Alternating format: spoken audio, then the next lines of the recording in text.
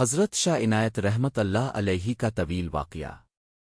ناظرین کرام، آج ہم ایک ایسے عظیم ولا کامل کا ذکر خیر سننے جا رہے ہیں جنہوں نے اپنی پوری زندگی توکل، صبر، عبادت اور خدمت خلق میں گزار دی۔ یہ ہیں حضرت شاہ عنایت رحمت اللہ علیہ، جن کا شمار بصغیر کے جلیل القدر اولیاء اللہ میں ہوتا ہے۔ حضرت شاہ عنایت کا دل شروع ہی سے دنیا کی محبت سے خالی تھا۔ اب سادگی، فقر اور قناعت کی عملی تصویر تھے۔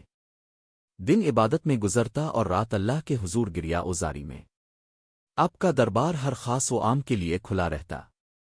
جو بھی آتا خالی ہاتھ واپس نہ جاتا، چاہے وہ دعا ہو، نصیحت ہو یا لنگر۔ توکل کا عظیم واقعہ۔ روایت ہے کہ ایک مرتبہ حضرت شاہ عنایت کے لنگر خانے میں شدید کمی آ گئی۔ اناج ختم ہو چکا تھا، دیگیں خالی تھیں اور مہمانوں کی تعداد بڑھتی جا رہی تھی۔ خادم گھبرا کر حاضر ہوئے اور عرض کیا، حضور، آج لنگر کے لیے کچھ بھی باقی نہیں رہا، کیا کریں؟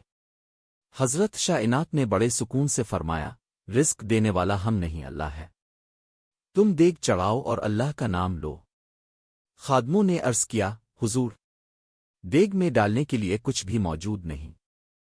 حضرت شاہ عنایت مسکرائے اور فرمایا، جب دل اللہ سے جاڑا ہو تو کمی نہیں رہتی۔ اپنے خود دیگ کے پاس کھڑے ہو کر دعا فرمائی، درود پاک پڑھا اور اللہ کے حضور ہاتھ اٹھائے۔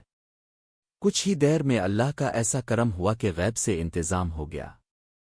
کسی نے اناج لا دیا، کسی نے دال، کسی نے آٹا۔ یوں لنگر تیار ہوا اور تمام مہمانوں نے سیر ہو کر کھانا کھایا۔ حضرت شاہ عنایت نے فرمایا، جو اللہ پر بھروسہ کرتا ہے، اللہ اس کے لیے اسباب خود پیدا فرما دیتا ہے۔ عاجزی اور انکساری کا واقعہ۔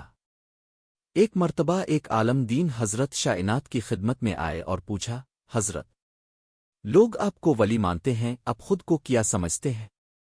حضرت شاہ عنایت نے سر جھکا کر فرمایا، میں تو ایک گنہگار بندہ ہوں، اگر اللہ نے پردہ نہ رکھا تو سب کچھ ظاہر ہو جائے۔